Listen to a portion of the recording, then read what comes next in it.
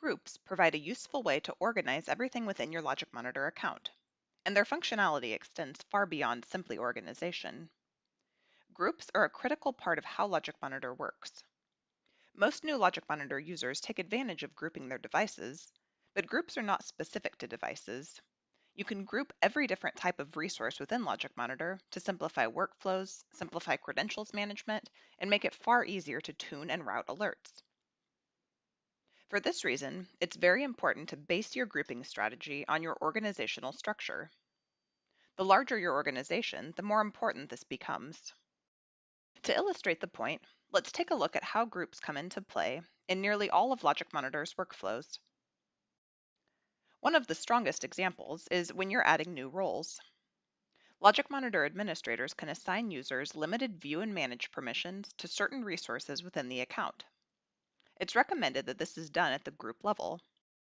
When configuring a new role, notice that I can easily assign view or manage permission at the group level, and this extends to device groups, service groups, dashboard groups, report groups, and even collector groups. Another example of how groups can simplify workflows is when adding new devices into monitoring. As I'm selecting a collector to monitor the device, notice that I have the option to filter by collector group.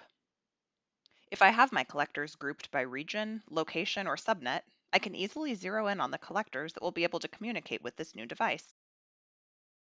In most deployments, groups will carry over from section to section of the account. Notice that we have a dashboard group for each of them, as well as a device group, service group, report group, and collector group.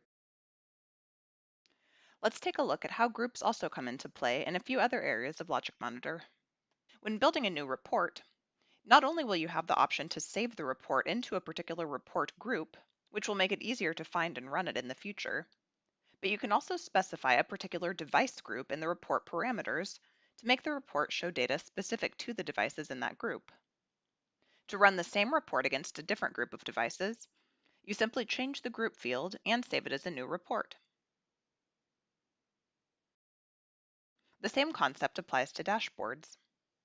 I can organize dashboards into dashboard groups to make them easier to find and assign permissions. And within each dashboard, I can set the group field within the widget definitions. Or better yet, I can use dashboard tokens to make the information specific to the devices or the services in a certain group.